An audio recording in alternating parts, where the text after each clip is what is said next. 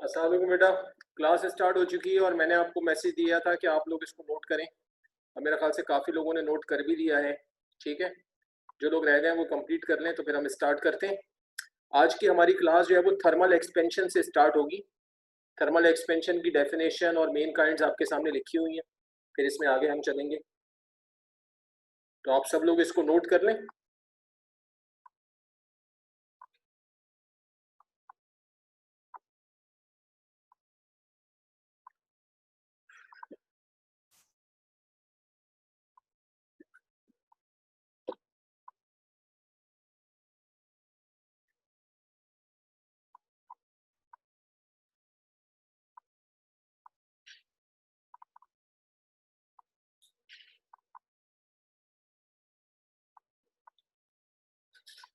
ठीक है, मेरा ख्याल है आप लोगों ने नोट कर लिया है, तो हम इसको स्टार्ट करते हैं।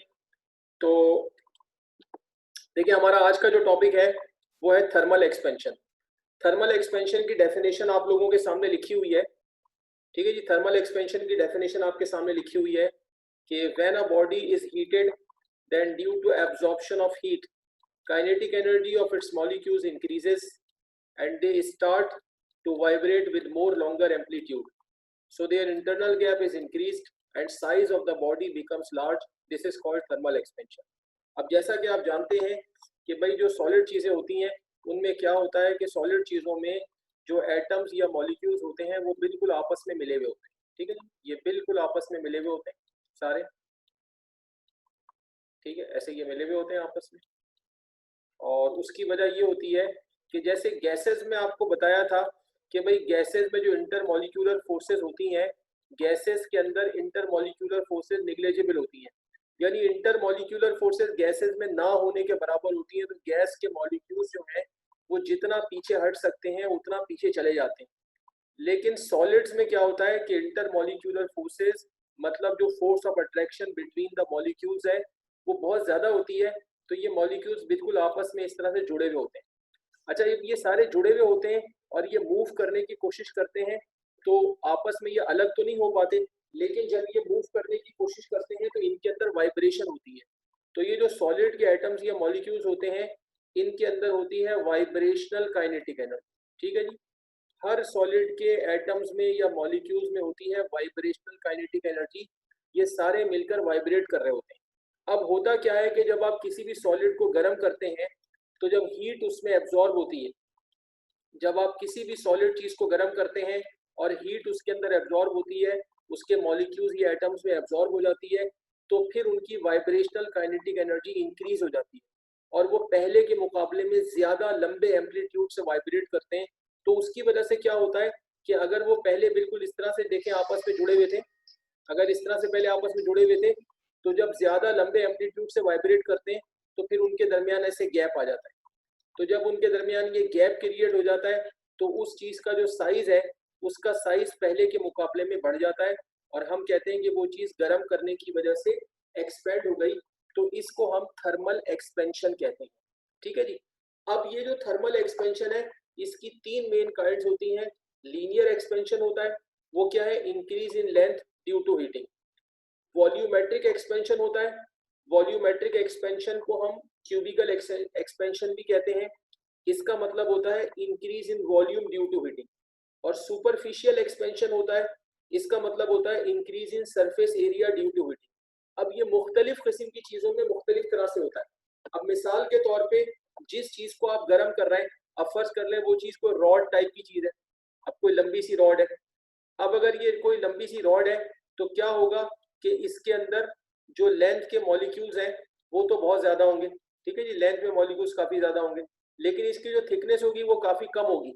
तो जब आप इस तरह की चीज को गर्म करेंगे तो गर्म करने पर इसकी लेंथ में जो इजाफा होगा, गर्म करने पर इसकी लेंथ में जो इजाफा होगा वो तो समझ में आएगा, लेकिन थिकनेस में इजाफा इग्नोरेबल होगा, वो नहीं समझ आएगा।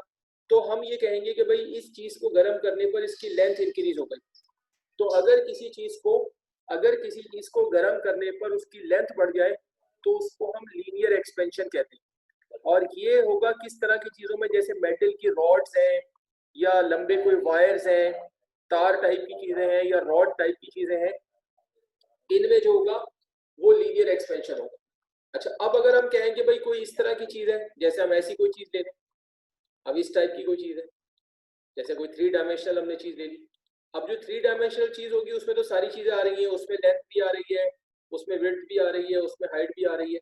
अब इसमें कोई चीज भी कम ज्यादा नहीं है, सब चीजें मौजूद हैं।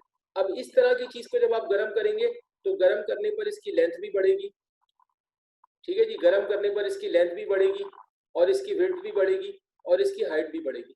तो उसकी वजह से क्या होगा, उसकी वजह से ये होगा कि ओवरऑल इसका वॉल्यूम बढ़ जाएगा। तो फिर हम बोलेंगे कि इसके अंदर वॉल्यूमेट्रिक एक्सपेंशन हो रहा है या क्यूबिकल एक्सपेंशन हो रहा है, ठीक है। इसी तरह अगर कोई आपके पास मेटल की शीट टाइप की चीज है, अब ये कोई मेटल की शीट है आपके पास, अब ये अगर मेटल की शीट है, अब जैसे ये इसकी लेंथ है, ये इसकी विड्थ है, अब थिकनेस इसकी ना होने के बराबर है। अब इस तरह की चीज को आप गर्म करेंगे तो गर्म करने पर इसकी लेंथ बढ़ जाएगी और इसकी विड्थ बढ़ जाएगी। तो क्या होगा, इसका सरफेस एरिया बढ़ जाएगा। यानी गर्म करने से पहले अगर आप इसका सरफेस एरिया निकालेंगे तो गर्म करने से पहले इसका सरफेस एरिया कम आएगा, बाद में निकालेंगे तो इसका सरफेस एरिया ज्यादा आएगा। तो इस तरह की जो चीजें होती हैं, जैसे मेटालिक शीट्स वगैरह होती हैं, जिनको गर्म करने पर उनका सरफेस एरिया बढ़ जाए तो उनमें सुपरफिशियल एक्सपेंशन हो रहा होता है। तो इस तरह जो लीनियर एक्सपेंशन है, इसकी 3 मेन काइंड्स होती हैं। अगर गर्म करने पे लेंथ बढ़ जाए तो लीनियर एक्सपेंशन होता है, अगर वॉल्यूम बढ़ जाए तो वॉल्यूमेट्रिक एक्सपेंशन होता है, अगर सरफेस एरिया बढ़ जाए तो ये सुपरफिशियल एक्सपेंशन होता है। अब इसमें से जो 2 चीजें हैं उनको आपकी सिलेबस में डिटेल से पढ़ाया गया आगे, लीनियर एक्सपेंशन और वॉल्यूमेट्रिक एक्सपेंशन, इनका डिटेल से तस्करा है जो कि अब हम आगे करेंगे, ठीक है जी। तो अब हम जब आगे जाएंगे तो इसमें हमारा जो नेक्स्ट टॉपिक होगा उसकी डेफिनेशन तो ऑलरेडी यहाँ पे आ गई है, वो आप अभी नोट कर लें। हम इसमें लीनियर एक्सपेंशन पढ़ेंगे और लीनियर एक्सपेंशन में फिर हम पढ़ेंगे कोफिशिएंट ऑफ लीनियर एक्सपेंशन। इसी तरह वॉल्यूमेट्रिक एक्सपेंशन पढ़ेंगे और कोफिशिएंट ऑफ वॉल्यूमेट्रिक एक्सपेंशन पढ़ेंगे। तो जैसा कि मैंने आपको अभी बता दिया है कि भाई ये जो लीनियर एक्सपेंशन है ये क्या होता है कि when the length of a body is increased due to heating then it is called linear expansion. It occurs in metallic rods, wires, beams. ये किस तरह की चीजों में होगा, जैसे मेटल की रॉड्स हैं, वायर्स हैं, बीम्स हैं, इस तरह की चीजों में होगा, ठीक है। तो आप ये लीनियर एक्सपेंशन की डेफिनेशन नोट कर लें, फिर मैं नेक्स्ट स्लाइड पे जाऊंगा तो फिर हम कोफिशिएंट ऑफ लीनियर एक्सपेंशन करेंगे, ठीक है, ये नोट कर लें आप।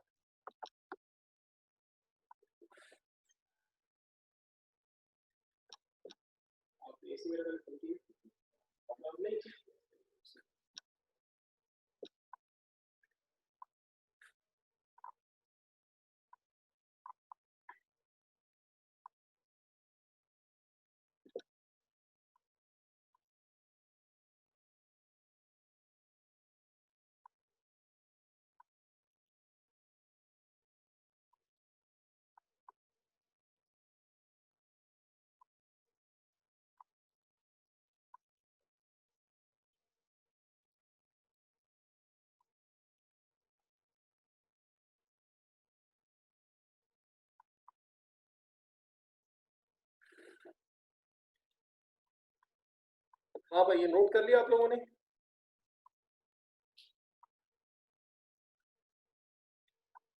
अच्छा, ताहिर बिन तारिक मुझसे क्या कह रहे हैं, सर वैसे प्रैक्टिकली तो 3 डायमेंशनल इंक्रीज होगा ना। ठीक है, हाँ लोग कह रहे हैं कर लिया, लेकिन मुझे नहीं समझ आई बात। ताहिर आपकी आप क्या कहना चाह रहे हैं? वैसे प्रैक्टिकली तो 3 डायमेंशनल इंक्रीज होगा, नहीं समझ आई बात मुझे आपकी। ये आप लीनियर एक्सपेंशन में कह रहे हैं, मतलब कि तीनों साइड्स से इंक्रीज होगा। तो वो तो मैंने भी कहा ना कि तीनों साइड से इंक्रीज तो क्यूबिकल चीजों में होगा ना। अब जो जो चीजें रॉड टाइप की है, मेटल की बारीक सी रॉड है, अब उसमें जो थिकनेस वगैरह में इजाफा है वो इतना कम है कि वो समझ ही नहीं आएगा, तो उसको कंसिडर ही नहीं किया जाएगा।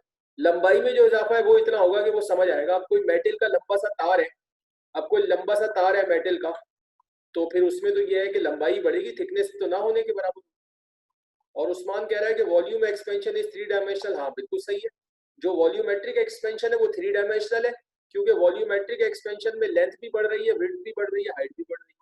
और जो लीनियर एक्सपेंशन है वो 1 डायमेंशनल है, ठीक है, ओके। अच्छा, अब हम आगे चलेंगे भाई।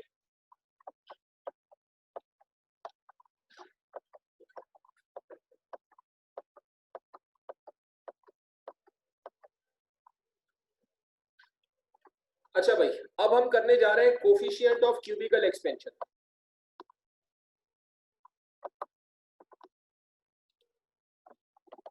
हम करने जा रहे हैं कोफिशिएंट ऑफ क्यूबिकल एक्सपेंशन। तो इसमें आप देखें कि हमने एक रॉड कंसीडर की है।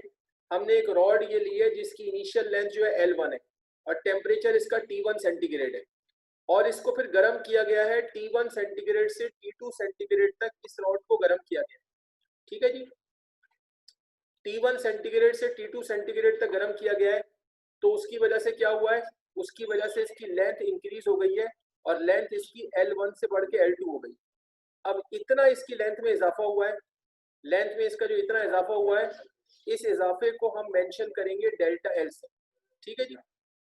डेल्टा एल जो है वो इसकी लेंथ में होने वाला इजाफा है, ये यहाँ से यहाँ तक, और ये डेल्टा एल इक्वल है L2 माइनस L1 की, ठीक है जी।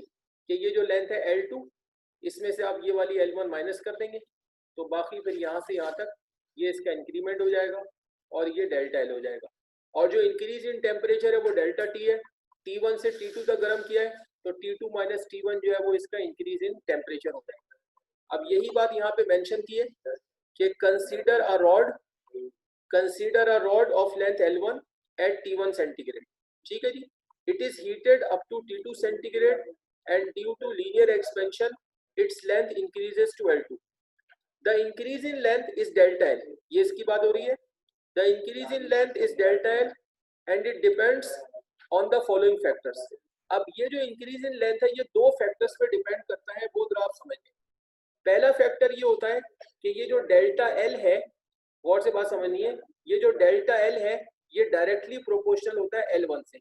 मतलब ये है कि रॉड की इनिशियल लेंथ जितनी ज्यादा होगी उसको गर्म करने पर उसमें इजाफा उतना ही ज्यादा होगा। मिसाल के तौर पे आप दो रॉड्स ले लें, एक रॉड आप ये ले लें, एक ये रॉड ले लें आप, ठीक है, और एक रॉड आप इससे बड़ी लेंथ की ले लें। दो रॉड्स हमारे पास है, एक की लेंथ कम है, एक की ज्यादा है। अभी हमने दोनों को गर्म करना शुरू नहीं किया, गर्म करने से पहले एक की लेंथ कम है, दूसरे की लेंथ ज्यादा है। अब दोनों को एक ही जैसा गर्म कर लें। मिसाल के तौर पे फर्ज करें कि भाई दोनों का टेम्परेचर 30 है। अब दोनों को 30 से आपने 100 तक गर्म किया। अब आपने देखा कि इसकी लेंथ गर्म करने पे इतनी बढ़ गई, लेकिन आप देखेंगे कि इसकी लेंथ ज्यादा बढ़ेगी। अब उसकी वजह यह है कि जिस रॉड की लेंथ पहले कम है उसमें जो नंबर ऑफ मॉलिक्यूल्स है या एटम्स है वो कम है, और जिसकी लेंथ गर्म करने से पहले ही ज्यादा है उसमें नंबर ऑफ एटम्स या मॉलिक्यूल ज्यादा है। अब जब आप गर्म करेंगे तो दोनों के मॉलिक्यूल्स गैप बनाएंगे, लेकिन यहाँ पर एटम कम है तो गैप कम बनेगा, यहाँ पे एटम ज्यादा है तो गैप ज्यादा बन जाएगा, लिहाजा इसमें इजाफा ज्यादा होगा।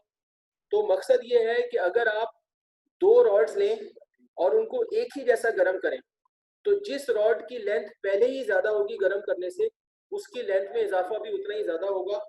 तो इसलिए जो डेल्टा एल है वो डायरेक्टली प्रोपोर्शनल होता है डेल्टा टी से। तो देखिए यहाँ पर ये बात मेंशन की है, आप देख सकते हैं यहाँ पर ये लिखा हुआ है कि the more will be initial length of the rod the greater will be increase in length on heating. यानी किसी रॉड की इनिशियल लेंथ जितनी ज्यादा होगी गर्म करने पर इजाफा उतना ही ज्यादा होगा, लिहाजा delta L proportional to delta L proportional to L1।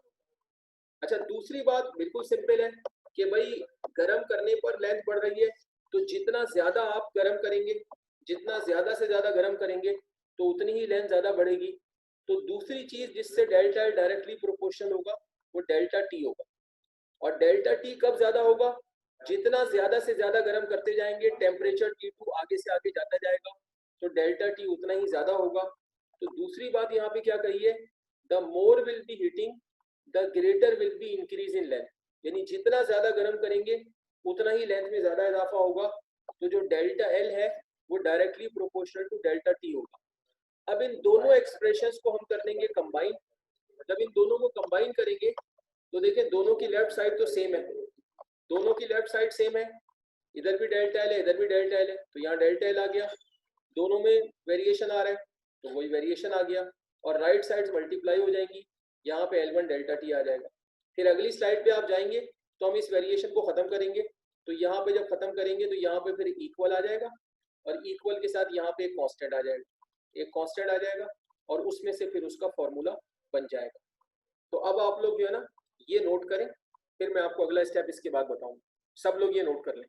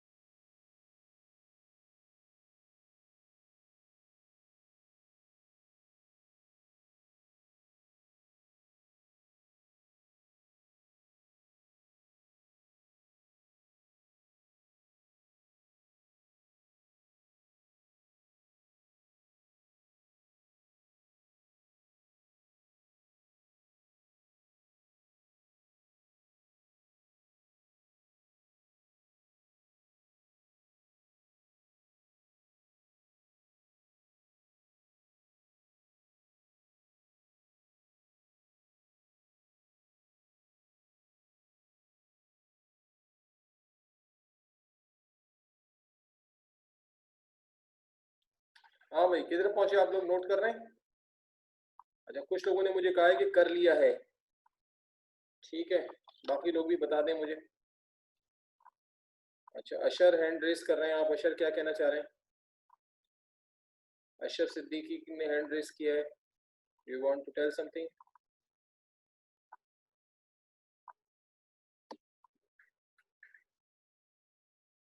Okay, अच्छा ओके, मिस्टेकनली हो गया, ठीक है, नो प्रॉब्लम। ओके, अब आप लोगों ने अगर नोट कर लिया तो मैं आगे जाऊंगा, वरना मुझे बता दें, मैं रुकूं।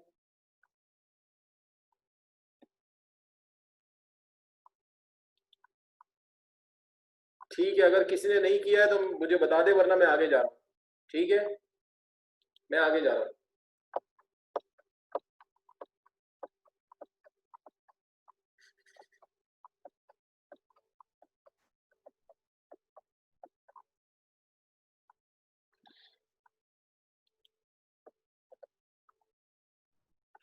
अच्छा जी, तो जैसा कि मैंने आपको बताया था कि वो कांस्टेंट आ जाएगा, वेरिएशन को हटाएंगे कांस्टेंट और इक्वालिटी आ जाएगी।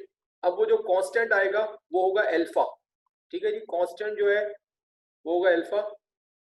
अब यार ये मुझे, अब ये इब्राहिम कह रहा है कि वेट, इतनी देर से मैं पूछ रहा था तो कहा नहीं। अच्छा, करता हूँ।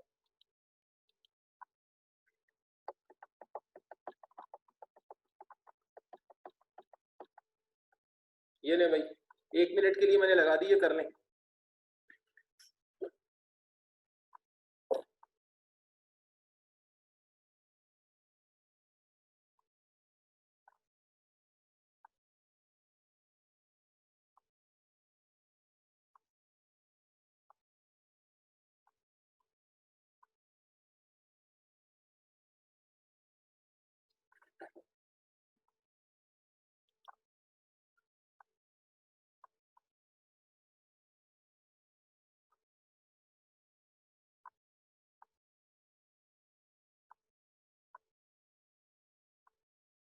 हाँ जी, कर लिया।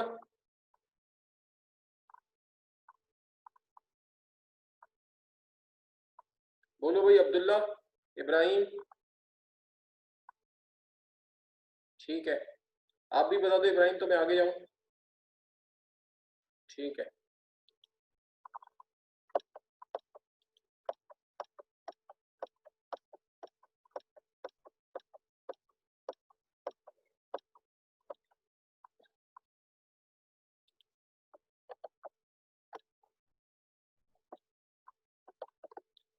अच्छा जी, तो जैसा कि मैं आपको बता रहा था कि वो आप वेरिएशन खत्म करेंगे तो कांस्टेंट आएगा और इक्वल का साइन आ जाएगा। अब ये जो कांस्टेंट आएगा ये होगा अल्फा, अल्फा यहाँ कांस्टेंट आएगा। और ये जो अल्फा है इसको बोलते हैं कोफिशिएंट ऑफ लीनियर एक्सपेंशन। ये अल्फा कहलाता है कोफिशिएंट ऑफ लीनियर एक्सपेंशन। और ये L1 डेल्टा टी जो है ये राइट पे, लेफ्ट की साइड पे चला जाएगा। तो अल्फा का फॉर्मूला आ जाएगा delta L upon L1 delta T. ठीक है जी, ये फॉर्मूला आ गया कोफिशिएंट ऑफ लीनियर एक्सपेंशन। अब जरा हम इसको ये समझते हैं कि इसको हम डिफाइन कैसे करें कि भाई अल्फा होता क्या है। तो देखिए यहाँ पर मैंने लिखा है टू डिफाइन अल्फा। अब अल्फा को डिफाइन करने के लिए मैंने दो चीजें लेट की। मैंने लिखा let L1 is equal to 1 metre and delta T is equal to 1 degree centigrade.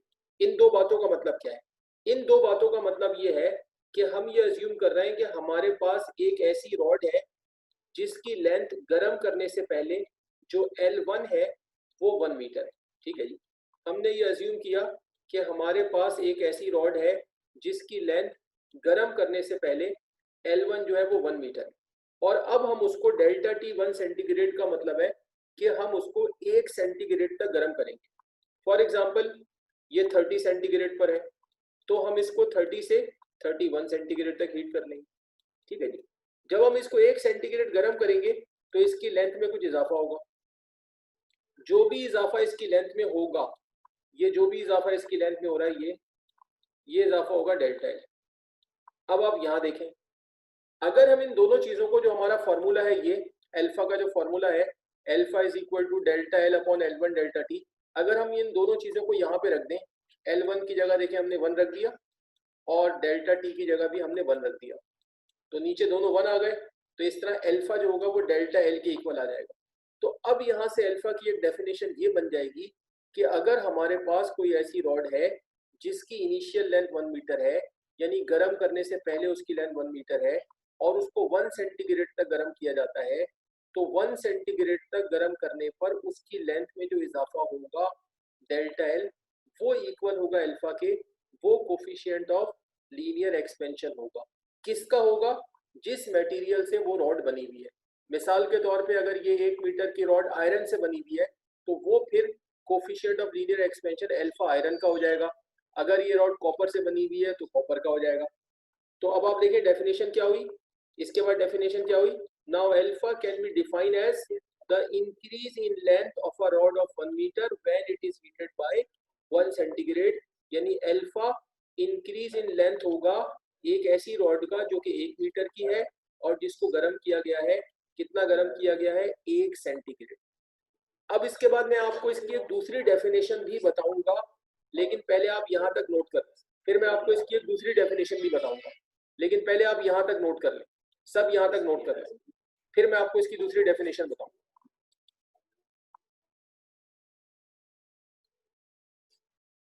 Shahzeb कह रहा है ये अल्फा की डेफिनेशन दोबारा समझा दें। तो अल्फा की डेफिनेशन मैंने बताई है ना कि अगर अगर 1 मीटर की रॉड हो, हाँ जी शाहजेब दोबारा सुन लें, शाहजेब को बता रहा हूं, अगर 1 मीटर की रॉड हो और 1 मीटर की रॉड को 1 सेंटीग्रेड तक गर्म किया जाए तो उसकी लेंथ में जितना इजाफा होगा वो अल्फा की इक्वल होगा, जिस चीज से भी वो रॉड बनी हुई है। फर्ज कर लें कि अगर कॉपर की रॉड है 1 मीटर की, उसे 1 सेंटीग्रेड तक गर्म किया तो जितनी लेंथ बढ़ी वो कॉपर का अल्फा हो जाएगा। अगर आयरन की रॉड है तो आयरन का अल्फा हो जाएगा। ठीक है शाहजेब, बात समझ आ गई?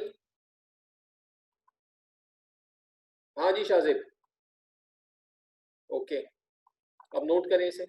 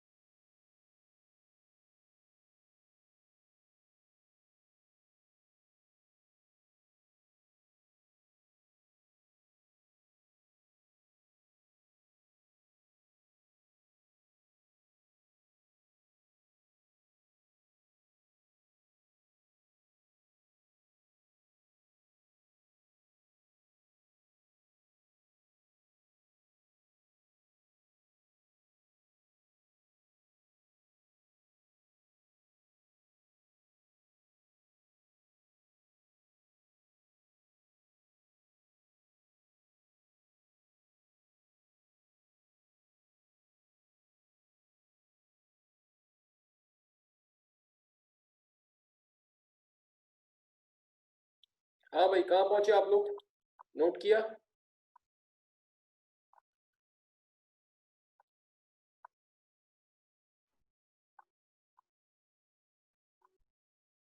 ठीक है, सही है। अच्छा, अब मैं आपको इसकी दूसरी डेफिनेशन बताता हूँ। अब जरा दूसरी डेफिनेशन समझें। अब देखें, एक डेफिनेशन तो ये हो गई, ठीक है जी, एक डेफिनेशन तो ये हो गई हमारे पास। इस डेफिनेशन में हमने क्या कहा था कि अगर हमारे पास एक ऐसी रॉड है जो 1 मीटर की है, अगर हमारे पास रॉड है 1 मीटर की, तो फिर हम उसको 1 सेंटीग्रेड तक गर्म करेंगे तो हम देख लेंगे कि इंक्रीज इन लेंथ कितना है, वो अल्फा हो जाएगा। लेकिन अब एक दूसरी कंडीशन है और वो दूसरी कंडीशन ये है कि भाई सपोज करें कि हमारे पास एक रॉड है वो 1 मीटर से बड़ी है, 1 मीटर की नहीं है। मिसाल के तौर पे हमारे पास एक रॉड है जो 3 मीटर की है, ठीक है जी। हमारे पास 1 मीटर की रॉड नहीं है, अब हमारे पास 3 मीटर की रॉड है। अब हम इसका कैसे अल्फा निकालें?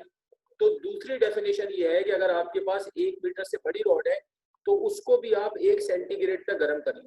ध्यान से बात सुनिए, आपने उसको भी आपने 1 सेंटीग्रेड तक हीट कर लिया। अच्छा, गर्म करने से पहले ये जो 3 मीटर की रॉड है, अगर इसके 3 हिस्से किए जाए, इसमें मार्किंग की जाए, निशान लगा लें आप 3 जगह, तो 1 मीटर, ठीक है जी, 1 मीटर और 1 मीटर, तो इसमें 1 मीटर के 3 हिस्से बन जाएंगे। अब गर्म करने के बाद जो पूरी रॉड की लंबाई में इजाफा हो रहा है, ये आपने नहीं देखना, इसको नहीं देखना। आपने क्या करना है कि 1 सेंटीग्रेड गर्म करने के बाद फिर इसके 3 हिस्से करें। अब आप 3 इसके हिस्से करेंगे तो आप देखेंगे कि पहले इसका हिस्सा जो 1 मीटर का था वो अब बढ़ गया, तो 1 मीटर वाले हिस्से में देखिए इतना इजाफा हो गया। ये जो 1 मीटर वाले हिस्से में इजाफा होगा, इसको आप देखेंगे तो ये अल्फा हो जाएगा इस रॉड का। अब जब आप पूरी रॉड में से 1 मीटर वाले हिस्से में इजाफा देखेंगे तो आप, इसका मतलब है कि इजाफा देख रहे हैं यूनिट लेंथ में। तो आप यहाँ देखें कि जो दूसरी डेफिनेशन आ रही है अल्फा की, अब जरा यहाँ आप इसके अल्फाज पे गौर करें। देखिए अल्फा की जो दूसरी डेफिनेशन आ रही है वो क्या आ रही है, और alpha is the increase in length per unit length. मुझे कुछ लोग मैसेज कर रहे हैं, मैं जरा देखूं। कुछ लोग कह रहे हैं सर आवाज वॉइस प्रॉब्लम है। अच्छा, अब मुझे बताएं, अब आ रही है आवाज? अब सही आ रही है?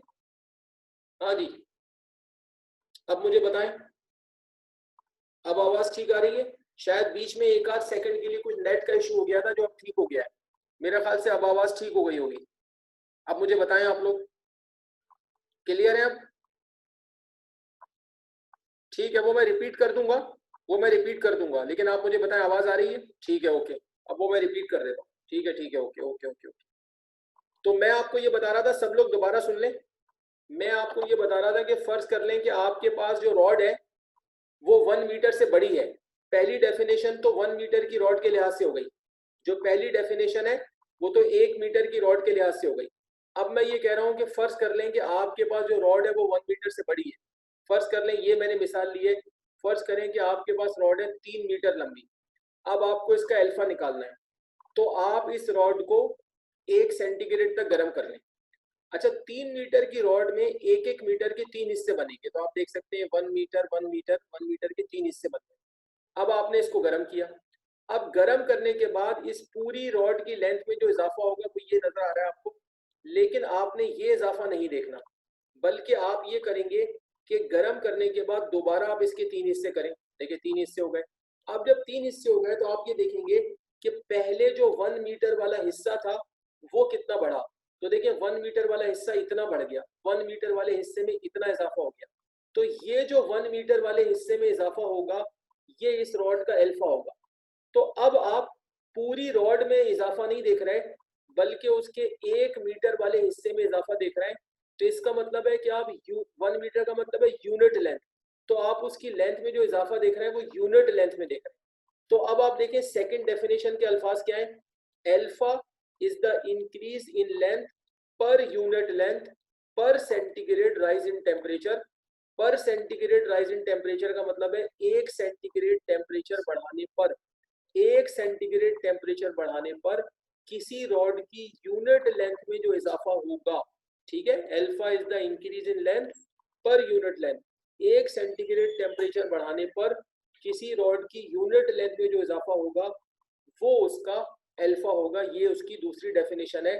तो पहली जो डेफिनेशन है वो 1 मीटर की रॉड के लिए है, और दूसरी जो डेफिनेशन है वो ऐसी रॉड के लिए है जो 1 मीटर से ज्यादा हो। तो ये दो डेफिनेशंस अल्फा की होती हैं। तो अब आप मुझे बता दें, आपको बात समझ आ गई? ठीक है, क्लियर है आप लोग? ठीक है, तो इसे जरा नोट कर लें आप, सेकंड डेफिनेशन को भी नोट कर लें, दूसरी डेफिनेशन भी आप इसकी नोट कर लें।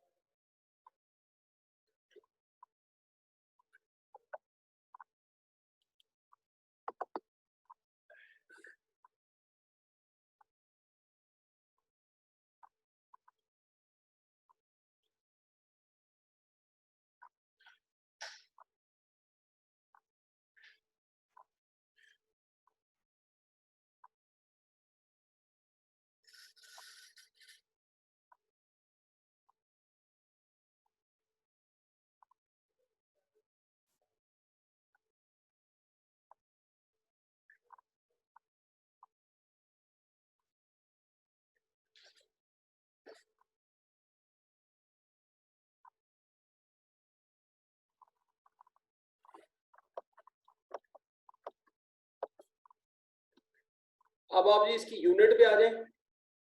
अब इसकी लास्ट में हम इसकी यूनिट निकालते हैं। तो यूनिट निकालने के लिए हम फॉर्मूला यूज करेंगे। ठीक है जी, फॉर्मूला हमने यूज किया, फॉर्मूला ले लें आप, यही वाला, ये फॉर्मूला ले लिया। अब इसमें यूनिट्स रख दें। डेल्टा एल जो लेंथ में इजाफा होगा वो मीटर में होगा, L1 जो इनिशियल लेंथ है वो भी मीटर में होगी, और जो डेल्टा टी है वो दोनों में हो सकता है।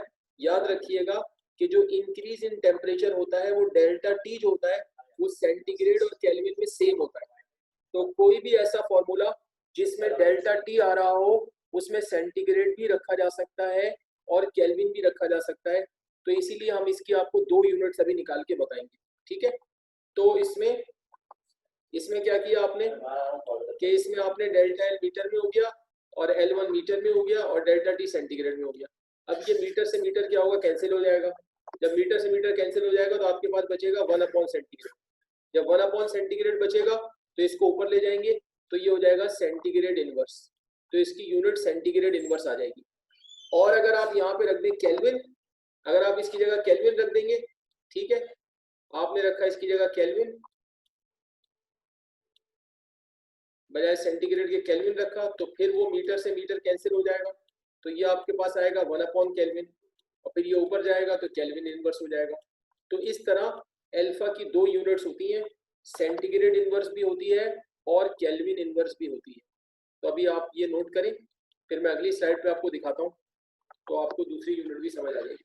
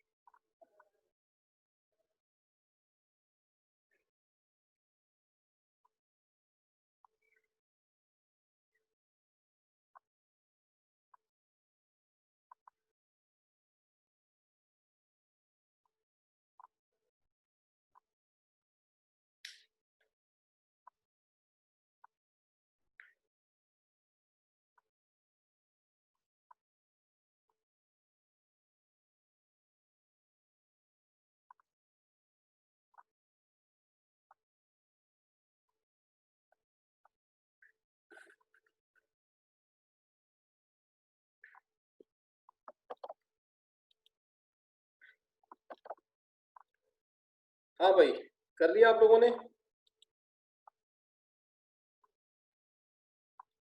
अब जो सेकंड है इसके बाद लीनियर एक्सपेंशन के बाद वो है आपका वॉल्यूमेट्रिक या cubical expansion. Definition I hope कि आपने इसकी नोट कर ली होगी। मैं आपको बता चुका हूँ डेफिनेशन इसकी क्या है।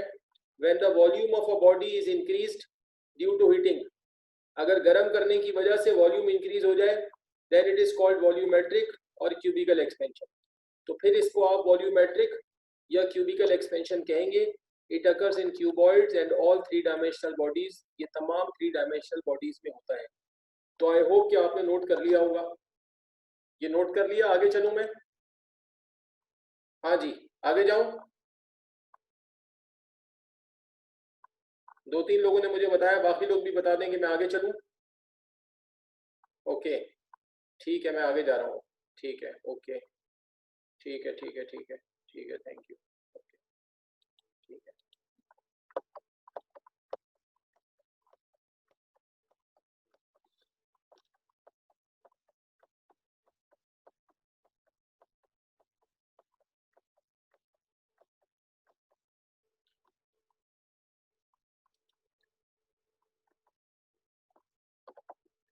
अब आप देखिए कि जिस तरह हमने पहले कोफिशिएंट ऑफ लीनियर एक्सपेंशन निकाला था, बिल्कुल उसी तरह अब हम निकालेंगे coefficient of cubicle expansion.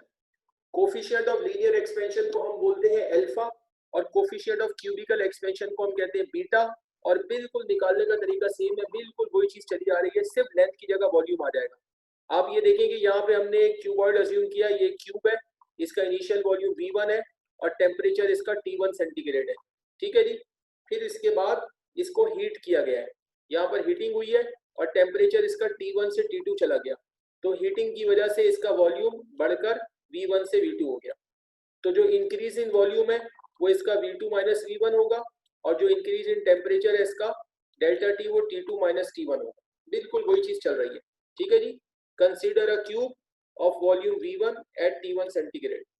It is heated up to T2 centigrade and due to volumetric expansion, its volume increases to V2. The increase in volume is delta V and it depends on the following factors. अब वो जो factors हैं वो बिल्कुल same है। अगर आप गौर करें तो यहाँ पर डेल्टा L था और यहाँ L1 था, तो डेल्टा L की जगह डेल्टा V आ गया और V1 आ गया। ठीक है। और बाकी दूसरे वाले में भी यहाँ डेल्टा L की जगह डेल्टा V आ गया, बाकी वही है, इसको वैसे ही कंबाइन करना है। तो ये बिल्कुल वही चीज चल रही है। तो आप बिल्कुल इसको यहाँ से नोट करते हुए यहाँ तक आ जाए, इसमें कोई नई बात नहीं है। अगर कुछ पूछना है तो आप पूछ लें। और इसके लिए मैं आपको ज्यादा टाइम नहीं दूंगा क्योंकि ये दोनों टॉपिक बिल्कुल एक जैसे हैं। आज मुझे इसे खत्म करना है ताकि कल मैं आपको नया टॉपिक पढ़ाऊं। अब मैं इस टॉपिक को कल पे नहीं रख सकता वरना कल टाइम इसमें जाया होगा, क्योंकि ये दोनों बिल्कुल एक जैसी चीजें हैं। तो आप इसको नोट करें और कोई सवाल पूछना है तो मैं मौजूद हूँ, सवाल पूछ लें मुझसे। ठीक है। और जब तक मजबूरी ना हो, अगर कभी क्लास का टाइम खत्म हो रहा है, 1 मिनट रह गया, आखिरी मिनट चल गया है, तो भाई ठीक है, आप स्क्रीनशॉट ले लें, वरना ऐसे बैठे बैठे स्क्रीनशॉट ना लें, इसलिए कि स्क्रीनशॉट तो आपके मोबाइल में जमा होते रहेंगे। और बात यह है कि भाई काम आपको कॉपी पे करना चाहिए। आप अपने हाथ से काम करेंगे ना तो आपकी प्रैक्टिस होगी, तो फिर आप परफेक्ट होंगे। स्क्रीनशॉट लेके रखते जाएंगे, फिर बाद में वो ऐसे ही पड़ा रहेगा, भाई कौन अब काम करे। तो इसलिए अगर कोई आखिरी सेकंड या आखिरी मिनट चल रहा है उसमें तो स्क्रीनशॉट आप ले सकते हैं, वरना अभी जब क्लास चलती है तो आपको ये काम करना चाहिए ताकि आपके हाथ के हाथ प्रैक्टिस हो जाए। ठीक है।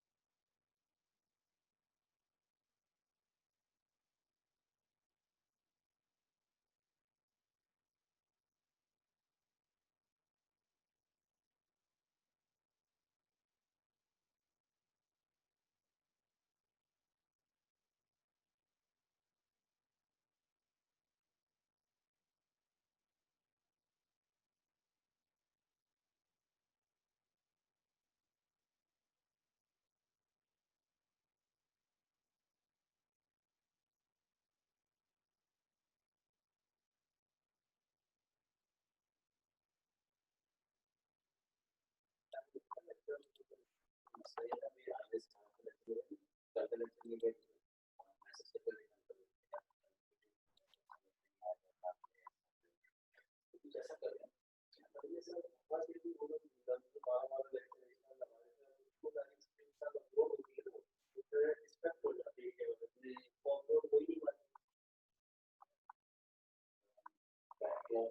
you.